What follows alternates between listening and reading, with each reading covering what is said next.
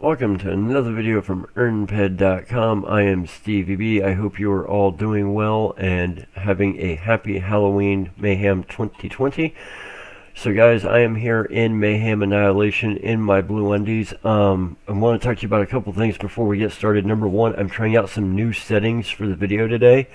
Poor video quality is a StevieB staple. I understand most of you listen, not watch. It's more fun to play EU than it is to watch EU. But I am trying to get better at making videos, and one of those things has to do with my knowledge of how videos are rendered, how they're recorded, how all the software and hardware works together. So I am trying out some new settings. We'll see how it goes. If it does not work, we can always revert back. We can always play with it in future videos too. Got plenty of spit, smack, and sips for all the haters today. Guys, to let you know, the reason that it's been about a week since you guys have heard from me, we got hit by the ice storm of the century last week. It's been about 8 days now I haven't had power. So all of a sudden, just out of nowhere, the weather was great and it just went to crap. And I went to work, it was literally sleeting. It wasn't even rain. By the time it hit your windshield, it just froze. And whenever I got off work, my door was just a solid chunk of metal and ice. There was no getting it open. It just wasn't going to happen. And it came down so fast and so heavy that it just snapped trees over left and right. It snapped power lines and power poles over. Like half the trees in the city are down. To put this into perspective, guys, there's like 3 million people in Oklahoma City. Like 1.2 million households, something like that. There's 300,000 households and over 1 million people without power. Still. So it's literally a third of the city is without power. I was lucky. I actually had power, went to bed, got up, and power was out. So I've kind of been making do, hoping the power would come back on. And finally, I just dragged my rig and everything over to a family's house. So I'm actually playing with all this on their internet settings. So we'll see how it goes whenever I go back. So that said, guys, Halloween Mayhem 2020 is in full swing. I hope you guys were able to see the video I put out about Halloween Mayhem weapons. I have some high-tier weapons, plates, stuff like that for sale for category 1, 2, 3, 4. Also, the modified neurostems. You got to take all 17. Yes, they are 400 pit apiece. No, I will not come off that because that's how I win Mayhem. But if you guys have not checked out Mayhem, this is the actual Mayhem Annihilation instance. It's just a round circle. It's a cemetery. There's mobs over there in the middle. That statue in the middle, that is how you get started. You click on it, and then you just kill the mobs. Mobs award various points between 0 and 5,000. Most points wins. Over here, you've got your exit, your repair terminal, your revive, and your TT. And then up here on the hill, we have a haunted house. That was Count Baroom's house. Back before I started doing Mayhem, they did it a little bit differently. He was the big bad boss, and if you were able to go up there and kill him, you actually had a chance of getting a cloak of lifesteal. That was back before my time. It's always been done the same ever since I started, back in 2018. Halloween 2018 was my very first Mayhem. So this is my third Halloween Mayhem. Actually, my very first global, intentionally. I had one accidental global, but I was standing right about here.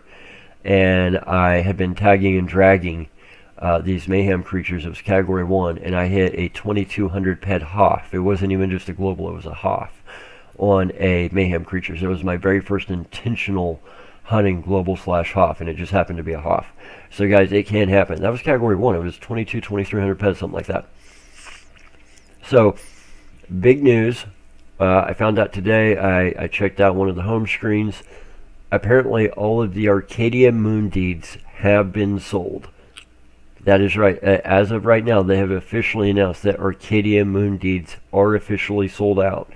So that's good news because A, it means that there's no more cyborg suits for sale. That was something that you could only get when you bought the deeds. But B, it also means that they should now finally be tradable.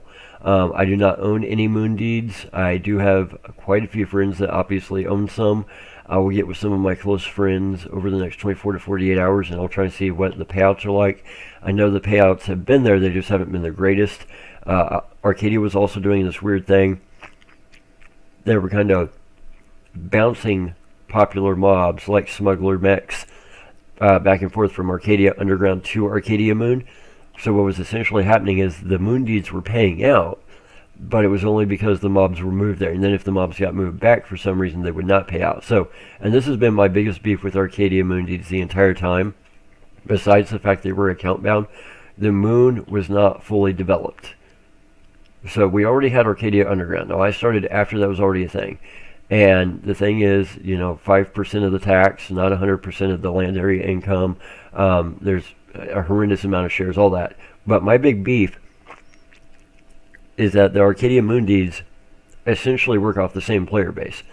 There's a very small number of players who go to the Arcadia Underground to generate income for those deeds, right?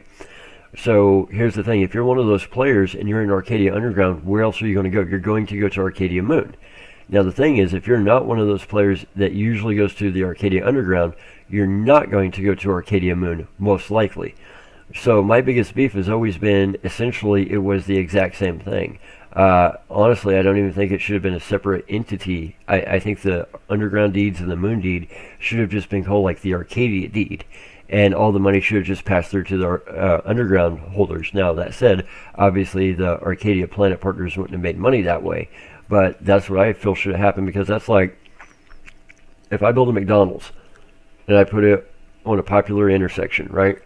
And then right next door I build another McDonald's. Okay, well, if you're stopping at one McDonald's, you're very, very likely to go to the one next door, right? But if you're not stopping at any McDonald's, you're not going to stop at either of them. Well, this is what happened with Arcadia and Arcadia Moon. They're so near together. You've got the Underground and the Moon. So one day I'm hunting in the Underground and I'm generating money for the Underground holders, but not the Moon holders. Well, the next day I'm hunting on the Moon, generating money for the Moon holders, but not the Underground holders. It's the same player base that is generating both incomes. And again, they're designed the same. There's a horrendous number of shares, and there's only a 5% tax that has to pay all the shareholders. And they're really, really close together. That's like literally the McDonald's example, putting two businesses side by side that use the exact same customer base. You're not getting double the customer base. Because they developed the Moon and made it tradable, you're not suddenly getting twice as many people. That's not how it works. You're not suddenly, now that we've got Arcadia Moon, we haven't suddenly pulled in another 50% of the player base from Calypso to come all the way out here to hunt. It's literally just a trade-off. It's the same people just going back and forth, chasing the mobs that they move around as they develop it. My other big beef, so really you don't have twice the income, you have the same income, but now it's split in half because there's twice as many deeds. That's my point. I know that's a long way to say it. My other big beef with Arcadia Moon is it's just been so horrendously underdeveloped. Just horribly, horribly underdeveloped. This has been true from the get-go. It has gotten better. But when your big draw is that you have a daily mission that gives away 20 cents worth of free ammo, that's pretty bad. That's horrendously, horrendously bad in my opinion. So the reason I say that, we all know that Arcadia Moon does indeed have a free daily where they give away 2 ped worth of ammo. But that's the big draw. Okay, that's not going to fly, because again, the people who are buying the deeds, the free-to-play crowd that's taking that ammo, that's not going to help the deed holders. You need people who have ammo, who have money, who deposit, who are actively hunting and mining on your area. The free-to-play crowd showing up isn't going to help at all.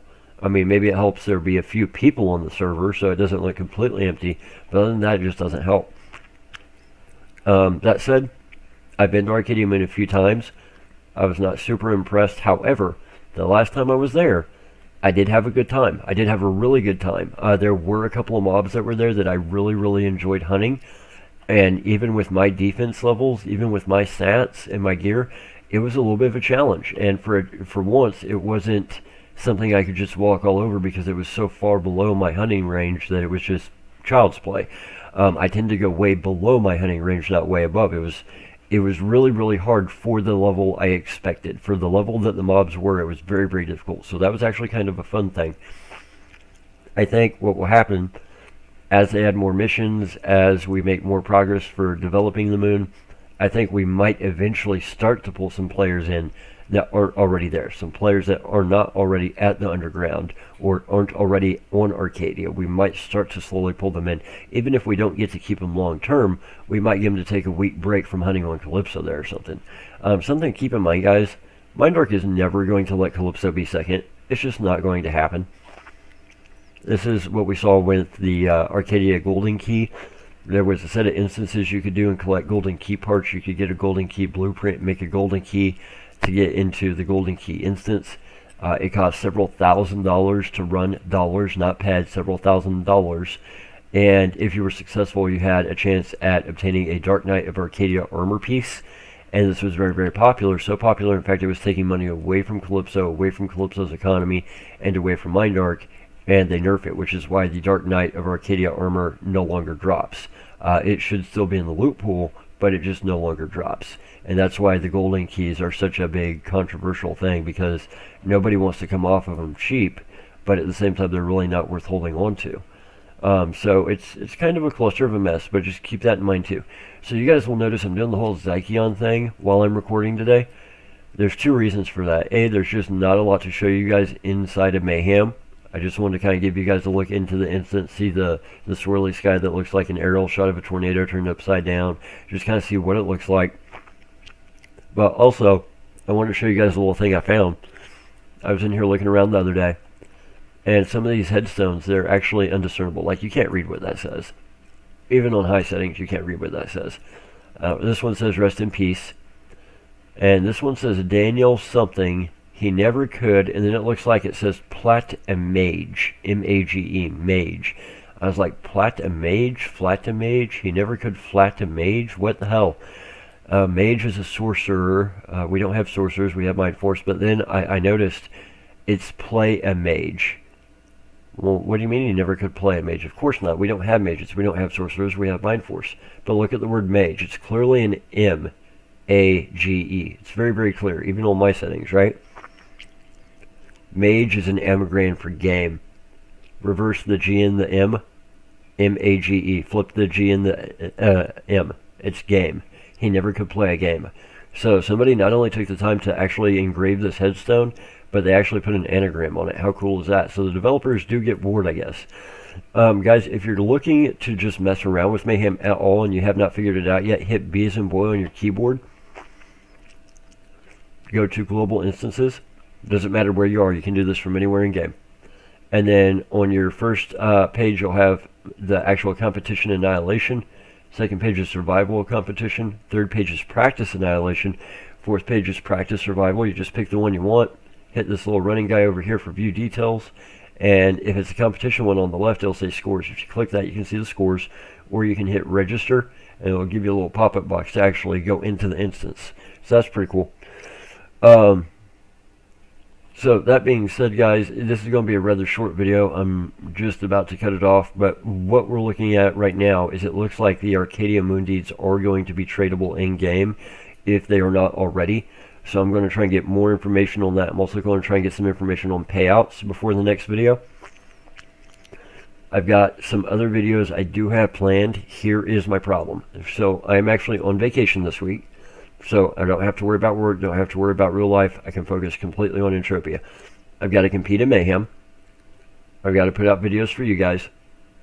I've got to grind Codex for Mayhem. And then on top of that, I've got to take care of all my in-game stuff, all my crafting, all my cells, all that. Then I also have to work on Earnpad.com. This week, starting today, one of my goals is I want to get all the YouTube videos on Earnpad.com so that you guys can go to Earnpad.com every single day, watch every single YouTube video I've ever made, and start making PED. You guys, I want you to actually be able to earn PED from watching the videos. So here's how this is going to work. There will be, if you're familiar with Earnpad.com at all, there will be a page just like any of the other offers where you can go find the YouTube videos. You'll be able to watch them.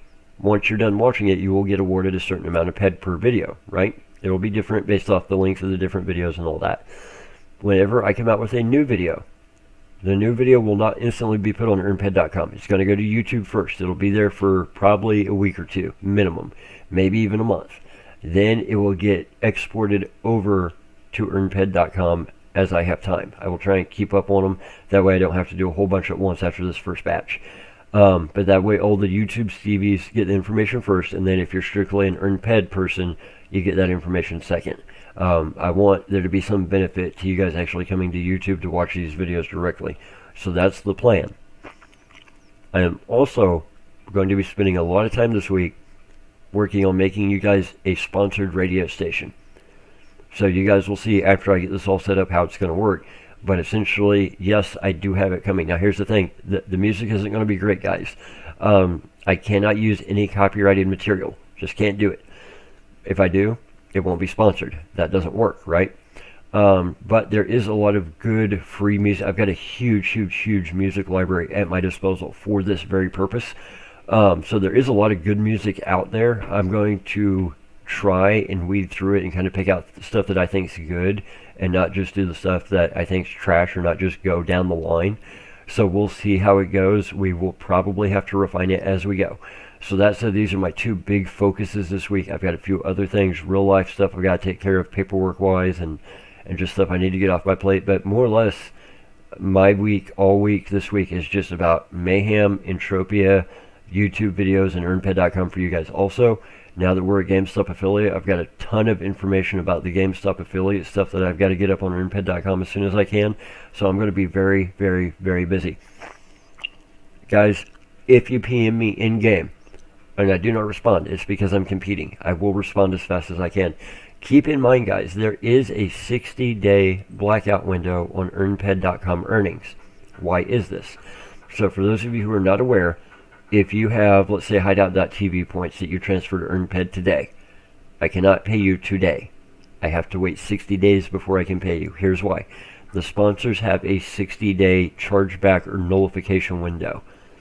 The sponsors have 60 days to go in and nullify or charge back any earnings they deem worthy of chargeback or nullification. If you use a VPN, they will charge them back. If you use a proxy server, they will charge them back. If you use multiple browser windows to try and beat the system and earn faster than you should be able to, they will charge them back. They do it regularly. So, that said, they hold all the earnings for 60 days. Now, that said, could I just pay it out of my own pocket? Yes, I could. And whenever I very first started Earnpad.com, I did. But here's the problem. I told people I will pay on demand until somebody intentionally burns me.